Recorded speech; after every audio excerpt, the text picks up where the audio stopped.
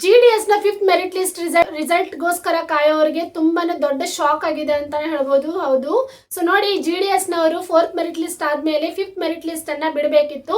But ಅವರು ಮತ್ತೆ return ಆಗಿ ಫಿಫ್ತ್ ಮೆರಿಟ್ ಎ ಅಂತ ಬಿಟ್ಟಿದ್ದಾರೆ. ಹಾಗಿದ್ರೆ ಫೋರ್ತ್ ಮೆರಿಟ್ ಎ ಅಂತ ಬಿಟ್ಟಿರೋದ್ರ ಹಿಂದಿನ ಕಾರಣ ಏನು, ಹಾಗೆ ಒಂದು ನ್ಯೂ ವೇಕೆನ್ಸಿ ರಿಕ್ರೂಟ್ಮೆಂಟ್ ಯಾವಾಗಿಂದ ಸ್ಟಾರ್ಟ್ ಆಗ್ಬಹುದು ಅನ್ನೋದನ್ನ ಇದೇ ಒಂದು ವಿಡಿಯೋದಲ್ಲಿ ಎಕ್ಸ್ಪ್ಲೇನ್ ಮಾಡ್ತಾ ಇದ್ದೀನಿ ಫ್ರೆಂಡ್ಸ್. ಹಾಗೇನೆ ಫಿಫ್ತ್ ಮೆರಿಟ್ ಲಿಸ್ಟ್ ಬರುತ್ತಾ ಅಥವಾ ಬರೋದಿಲ್ವಾ ಅನ್ನೋದನ್ನು ಕೂಡ ಡೀಟೇಲ್ ಆಗಿ ಎಕ್ಸ್ಪ್ಲೇನ್ ಮಾಡ್ತೀನಿ. ಹಾಗಾಗಿ ವಿಡಿಯೋನ ಕೊನೆಯವರೆಗೂ ನೋಡಿ ಫ್ರೆಂಡ್ಸ್. ಮತ್ತೆ ನಿಮ್ಗೆ ಏನೇ ಡೌಟ್ ಇದ್ರೂ ಕೂಡ ನೀವು ಪ್ರಶ್ನೆಗಳನ್ನ ಕೇಳಬಹುದು.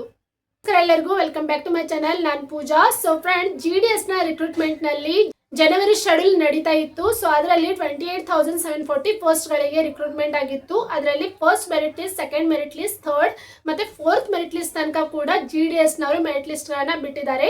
ಹಾಗಿದ್ರೆ ತುಂಬಾ ಜನ ಕಾಯ್ತಾ ಇರೋದು ಫಿಫ್ತ್ ಮೆರಿಟ್ ಲಿಸ್ಟ್ ನಲ್ಲಿ ನಮ್ಮ ಒಂದು ಹೆಸರು ಬರುತ್ತದೆಯಾ ಅಂತ ಹೇಳಿ ತುಂಬಾ ಜನ ಕಾಯ್ತಾ ಇದ್ದಾರೆ. ತುಂಬಾ ಜನ ಮೆಸೇಜ್ ಮಾಡ್ತಾ ಇದ್ದಾರೆ friends. So fifth merit list ಬರುತ್ತಾ ಅಥವಾ ಬರೋದಿಲ್ವಾ ಅನ್ನೋ ಪ್ರಶ್ನೆಗೆ ಫಿಫ್ತ್ ಮೆರಿಟ್ ಲಿಸ್ಟ್ ಬರೋದಿಲ್ಲ ಫ್ರೆಂಡ್ಸ್. ಹೌದು, ಸೊ ಫಿಫ್ತ್ ಮೆರಿಟ್ ಲಿಸ್ಟ್ ಯಾಕೆ ಬರಲ್ಲ ಅಂತ ಅಂದ್ರೆ, ಸೊ ಈಗಾಗಲೇ GDS ನವರು ಫೋರ್ತ್ ಮೆರಿಟ್ ಲಿಸ್ಟ್ ಇದೆ ಮತ್ತೆ ಎ ಅಂತ ಬಿಟ್ಟಿದ್ದಾರೆ. ಹಾಗೆ ಫೋರ್ತ್ ಎ ಅನ್ನೋದ್ರ ಒಂದು ಹಿಂದಿನ ಕಾರಣ ಅಂತ ಅಂದ್ರೆ, ಯಾವ ಒಂದು ಡಿವಿಷನ್ ನಲ್ಲಿ ಎಷ್ಟು ಪೋಸ್ಟ್ ಗಳು ಖಾಲಿ ಇದ್ವು, ಸೊ ಅಷ್ಟೇ ಎರಡೇ ಪೋಸ್ಟ್ ಗಳನ್ನ ಮತ್ತೆ ಫೋರ್ತ್ ಮೆರಿಟ್ ಲಿಸ್ಟ್ ನಲ್ಲೇನೆ ಅವರು ಸೆಲೆಕ್ಟ್ ಮಾಡಿರುವಂತದ್ದು.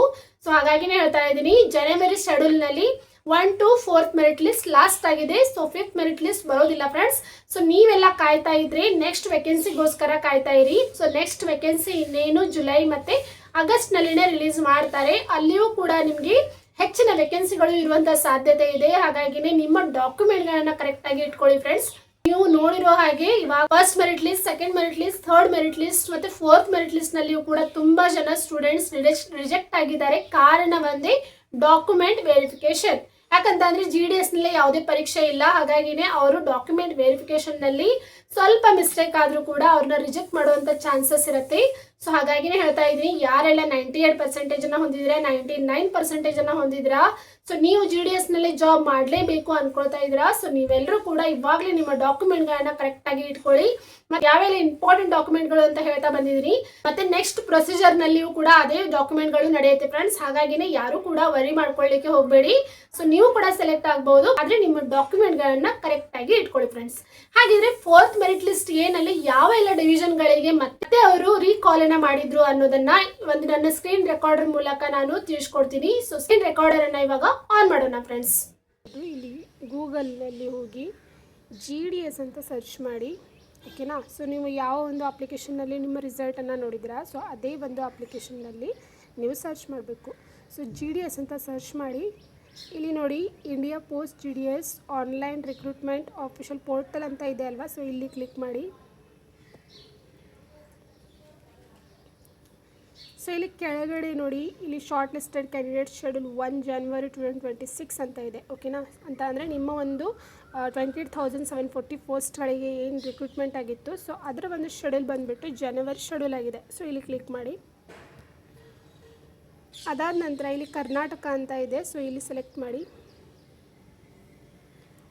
ಇಲ್ಲಿ ನೋಡಿ, ಸಪ್ಲಿಮೆಂಟ್ರಿ ಫೋರ್ತ್ ಮೆರಿಟ್ ಲಿಸ್ಟನ್ನು ಬಿಟ್ಟಿದ್ದಾರೆ. ಹಾಗಾಗಿನೇ ಮತ್ತೆ supplementary fourth merit list A ಅಂತ ಬಿಟ್ಟಿದ್ದಾರೆ. ಸೊ ಯಾಕೆ ಬಿಟ್ಟಿದ್ದಾರೆ ಅಂತ ನಾನು ನಿಮಗೆ ಡೀಟೇಲಾಗಿ ಹೇಳ್ತೀನಿ. ಸೊ ಅದಕ್ಕೂ ಮೊದಲು ಇಲ್ಲಿ ಸಪ್ಲಿಮೆಂಟ್ರಿ ಫೋರ್ತ್ ಎ ಅಂತ ಇದೆ ಅಲ್ವಾ. ಸೊ ಇಲ್ಲಿ ಕ್ಲಿಕ್ ಮಾಡಿ ನೋಡಿ ಫ್ರೆಂಡ್ಸ್. ಸೊ ಇವಾಗ ಫೋರ್ತ್ ಮೆರಿಟ್ ಲಿಸ್ಟ್ನಲ್ಲಿ ಏನು ಅವರು ವೇಕೆನ್ಸಿಗಳಿಗೆ ರಿಕ್ರೂಟ್ಮೆಂಟ್ ಮಾಡಿದ್ರು, ಸೊ ಅದರಲ್ಲಿ ಮತ್ತೆ ಫೋರ್ತ್ ಮೆರಿಟ್ ಲಿಸ್ಟ್ ಎ ಅಂತ ಬಂದಿದೆ ಅಂತ ಅಂದರೆ ವೇಕೆನ್ಸಿಗಳು ಫುಲ್ಫಿಲ್ ಆಗಿದೆ ಅಂತ ಅರ್ಥ, ಓಕೆನಾ. ಸೊ ಎಲ್ಲೋ ಒಂದು 5 to 8 ವೇಕೆನ್ಸಿ ಉಳಿದಿರಬೇಕು. ಹಾಗಾಗಿನೇ ಇವರು ಕೇವಲ 2 ಡಿವಿಷನ್ಗೆ ಮಾತ್ರ ಮತ್ತೆ ಕಾಲ್ ಫಾರ್ಮನ್ನು ಮಾಡಿದರು.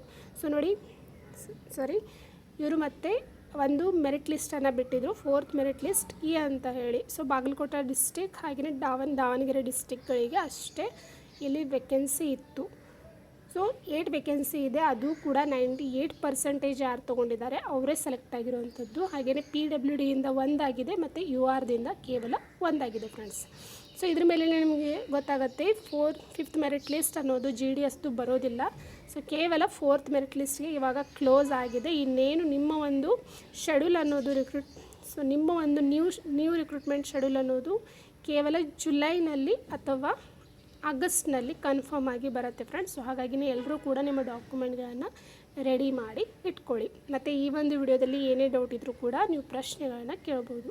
ನೋಡಿರಲ್ಲ ಫ್ರೆಂಡ್ಸ್, ಸೊ ಈ ರೀತಿಯಾಗಿ 5th ಮೆರಿಟ್ ಲಿಸ್ಟ್ ಬದಲಾಗಿ 4th A ಅಂತಾನೆ ಬಿಟ್ಟಿರೋದು. 2 ಡಿವಿಷನ್ಗೆ ಅವರು ಎಲ್ಲಿ ಖಾಲಿ ಇದೆ ಅಲ್ಲೇ ಅಷ್ಟೇ ತುಂಬಿಕೊಳ್ಳುವಂತ ಕೆಲಸವನ್ನ ಮಾಡಿದ್ದಾರೆ.